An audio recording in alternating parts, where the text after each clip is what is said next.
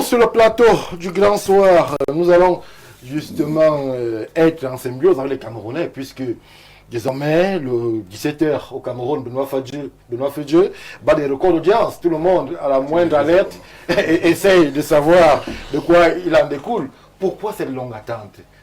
Pourquoi on a l'impression que le pays est quasiment à l'arrêt? Pourquoi cette promesse présidentielle peine à éclore? Ces quelques jours deviennent-ils centenaires, Benoît Fadjeu? Non, c'est déjà bien qu'il y ait un record d'écoute des médias. Non, parce que ça instruit davantage. Oui, c'est déjà bien. C'est-à-dire que l'audience monte. Ça permet aux Camerounais de laisser, n'est-ce pas, l'oisiveté pour suivre, n'est-ce pas, des choses importantes.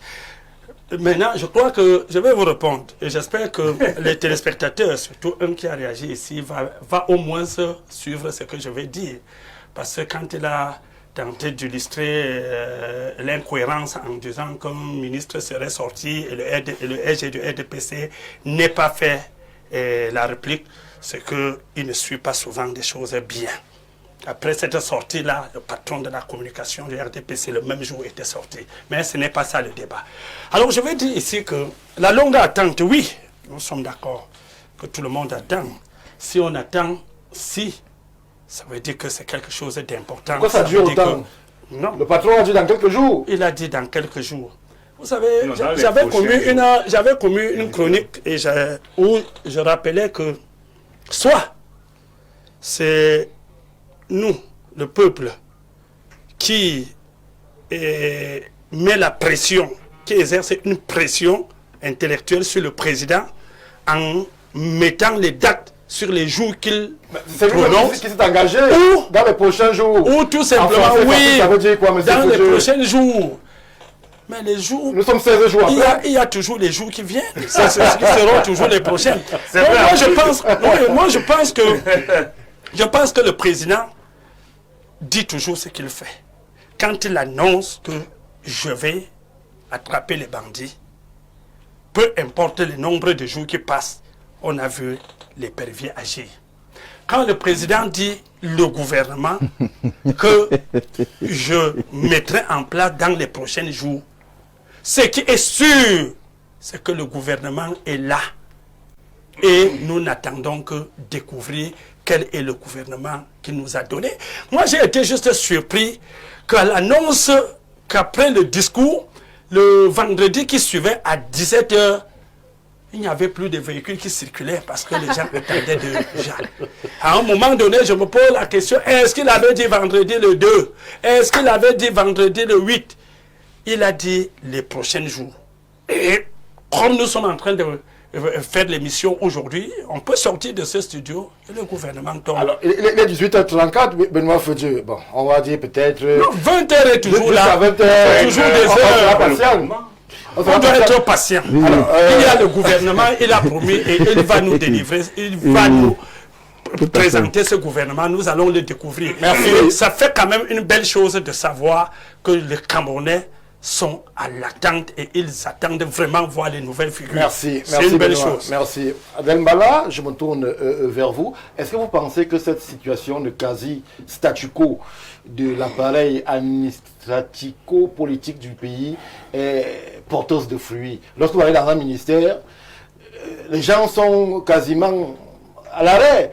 Les patrons, ils viennent, mais l'esprit n'y est pas. Est-ce qu'il n'est pas opportun aujourd'hui que cette échéance soit réglée pour qu'on puisse passer à autre chose et que ceux qui sont en situation de responsabilité puissent faire leur travail en situation de sérénité? Madame. C'est nous qui jugeons, c'est nous les usagers des services publics, oui, qui jugeons de l'exercice des chefs ministériels ou alors des directeurs et des agents de l'État qui sont sur le terrain. Mais la seule personne qui est habilitée à évaluer leur rentabilité, c'est le chef de l'État. Oui. Donc c'est lui, il est le seul à savoir qui exerce, qui produit le bon résultat, de qui ne le produit pas. Ça fait partie de ces prérogative exclusive. Donc, le fait qu'ils disent qu'il y aura remaniement dans les prochains jours ne lui oblige pas à communiquer la date exacte. Il était obligé de le dire. C'était une façon de mettre la pression à qui? Dire qu'il y aura remaniement et que les jours se gagnent sans qu'il y ait remaniement. Non, est-ce qu'il était obligé? Il n'a pas mis la pression à une personne. Le dire, c'est juste, je veux dire, prouver aux Camerounais que comme vous m'aviez réélu et que je vous ai dit, tout rentrera dans l'ordre, sachez que je suis en train d'y travailler afin que tout revienne dans l'ordre. Donc, je pense que c'est dans cette optique-là que le chef de l'État est et nous ne devons pas trop nous précipiter. S'il a demandé, s'il a dit qu'il le fera, il le fera certainement. Nous devions patienter. Merci pour votre avis. Monsieur Assiga, dans les prochains jours, les Camerounais commencent justement à se poser des questions. Est-ce que la définition du français aurait évolué entre-temps? Prochains jours, c'est 10 jours, c'est 20 jours, c'est 1 mois, c'est 2 mois.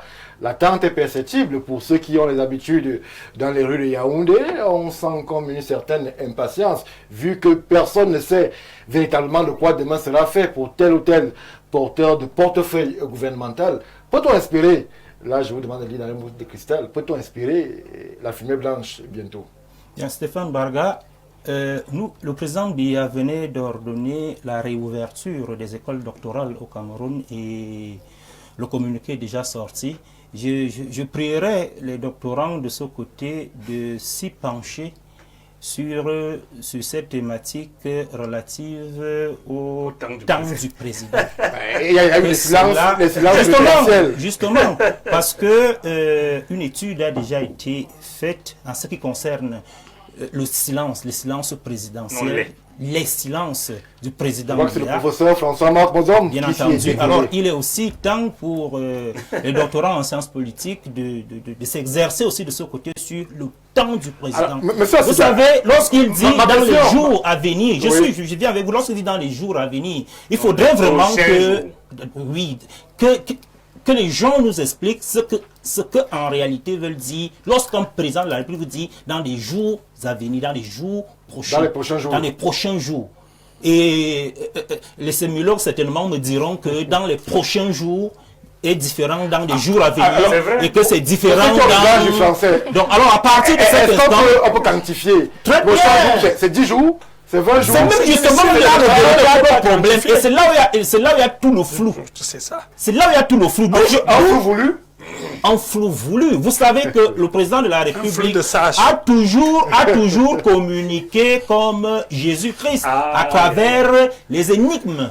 Et il n'y a que les initiés qui comprenaient effectivement ce que Jésus-Christ disait. Et c'est le cas que nous avons ici. Et seuls les initiés comprennent ce que voulait dire. Seuls les initiés du RDPC comprennent ce que le 31, monsieur Assiga, est-ce que le président s'adressait aux initiés du RDPC? Je crois que c'était une adresse souveraine à la nation. Bien sûr, il s'adresse toujours à la nation, mais est-ce que tout le monde a donc le don de comprendre ce que le président voulait dire? La preuve, nous sommes aujourd'hui en train de parler dans les jours à venir ce que cela voulait dire. Donc à partir de cet instant, oui, les Camerounais sont en attente. Les Camerounais attendent bel et bien un nouveau gouvernement, mais qui, pour nous donner le timing, à eux de comprendre 16 jours plus tard, à eux de comprendre que dans les jours à venir, on ne voulait pas dire demain ou après-demain, et que ça voulait dire même dans 3 jours, dans 3 ans, 4 ans, pourquoi même pas dans les 7 ans qui arrivent.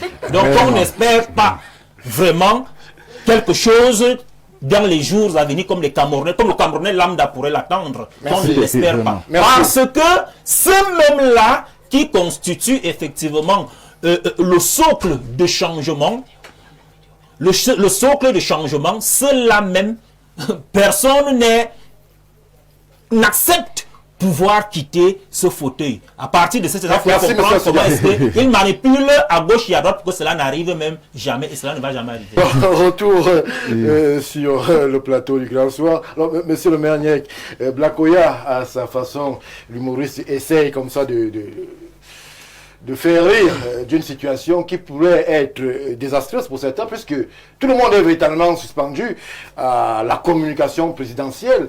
Mais l'on s'interroge, ce type de management, de de l'intensité et du suspense peut-il être productif lorsque l'on sait justement l'âge de nos dirigeants? Est-ce qu'ils devraient encore être soumis à pareille torture, puisque personne ne dort et personne ne sait véritablement de quoi demain sera fait?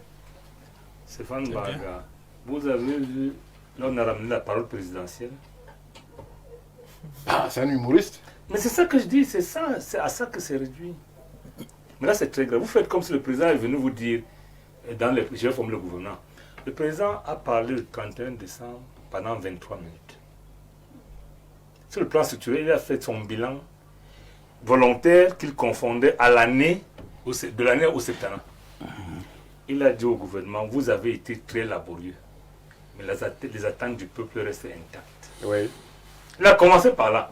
Après, il a tracé la nouvelle ligne en disant que sur le plan des infrastructures, il va faire un programme spécial pour réparer celles qui sont complètement foutues et construire de nouvelles autres.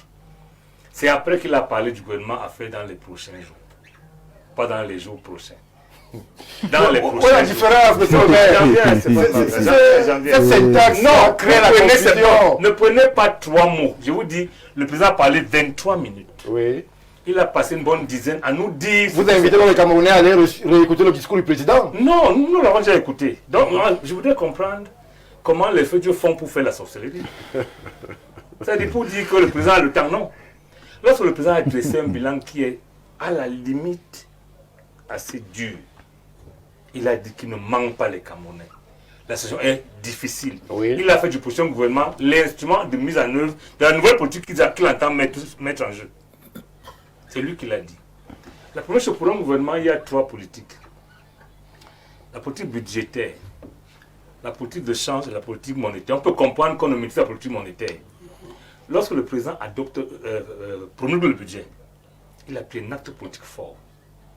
Lorsque le président laisse lancer le budget le 13 janvier, sans le nouvel outil de mise en la politique budgétaire, il y a un problème. Les faits vont nous dire que c'est rien. Ça veut dire que le président nous envoie le message avec justement cette étape du budget que ceux qui sont en fonction doivent continuer à travailler. Ça peut être un piège. Généralement, le budget est lancé. Direct. Le budget est lancé. Mais il faut bien que vous ayez les visas budgétaires. Très bien. Sur le plan de la gestion de la finance publique, pour lancer le budget, c'est facile. Mais pour l'engager, il faut avoir le visa budgétaire. C'est clair. Ça peut attendre. Et c'est pour ça que moi je dis, si le visa budgétaire attend, ça veut dire que les travaux vont attendre. Pourtant, si vous allez au minimum, il y a une programmation d'exécution des projets d'investissement public. Il ne faut pas que ça attende parce que le président n'a pas fait le gouvernement. Mais moi je dis, lorsqu'on réduit la parole présidentielle à ce niveau-là, ce n'est pas juste. Je pense que le problème est plus sérieux que ça. Je ne viendrai pas débattre de ça ici.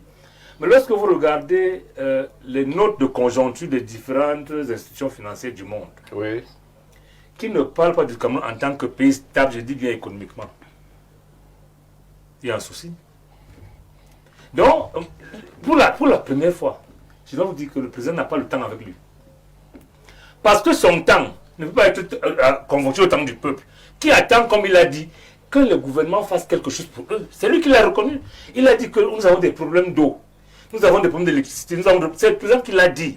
Il l'a dit. Et il a créé de nouveaux programmes pour tout ça. L'instrument de mise en œuvre, c'est le gouvernement.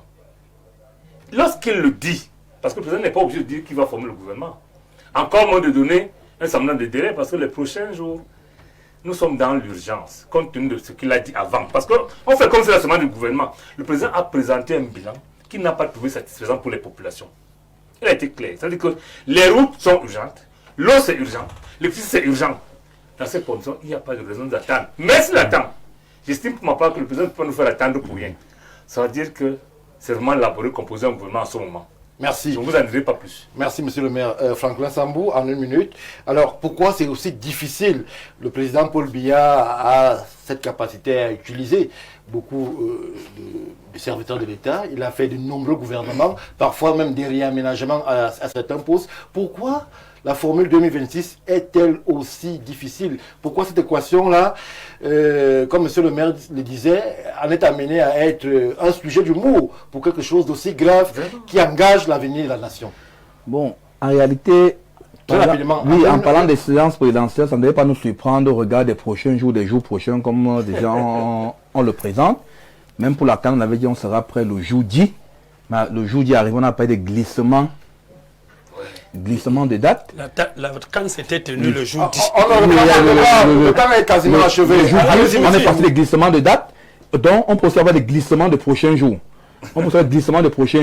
Et il est arrivé à présenter les prochains juste parce que c'est la première fois que lors d'un septennat, il n'y a pas eu un réaménagement. Parce que si on s'en tient entre 2004 et 2011, il y a eu un réaménagement en 2006 et en 2007. Oui. Et même le dernier réaménagement, le 30 juin 2009. Maintenant, entre 2011 et 2018, il y a eu 2015 et puis il y a eu le 2 mars 2018. Maintenant, 2018-2025, depuis le 4 janvier 2019, il n'y a pas eu de mouvement.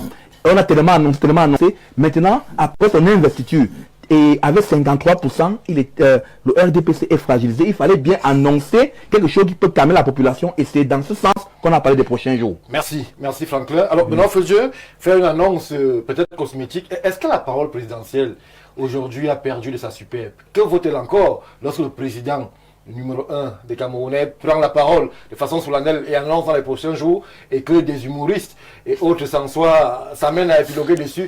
Est-ce que la parole présidentielle pèse encore de tout son poids?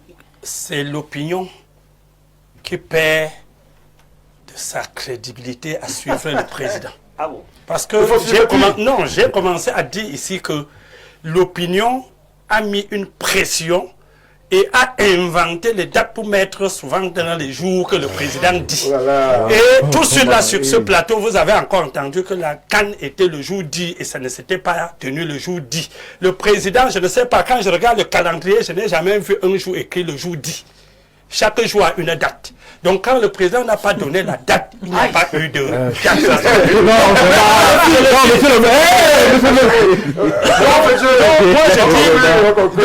Pour dire tout simplement, ce que je vous ai dit avec certitude ici, c'est que quand le président dit je veux faire telle chose, et je vous ai pris l'exemple même avec la gestion de l'État. Quand il dit je vais faire, il le fait. Quand il dit je vais mettre en place un gouvernement, il va mettre en place un gouvernement et rendre public. Peut-être à l'heure où nous parlons, il a déjà mis en place un gouvernement et il rendra public. Merci.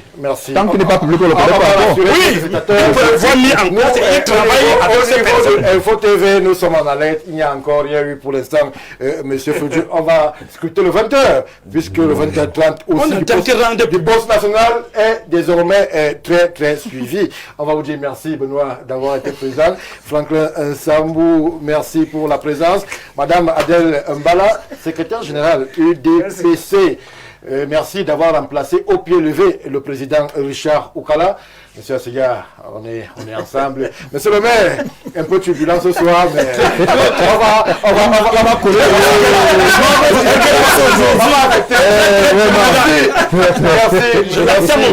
Merci au top manager pour la confiance. Merci pour la vidéo. Vous allez rester fidèle au programme d'Info TV qui se poursuivent. Le 19h, formule langue de Shakespeare, c'est dans quelques encablures de secondes. 20h, Madeleine Karenbia sera là pour le même exercice, puisque l'information, c'est ainsi, ici, et c'est comme ça, puisque nous nous appelons Info TV. Bien le bonsoir et surtout, très bon début du week-end.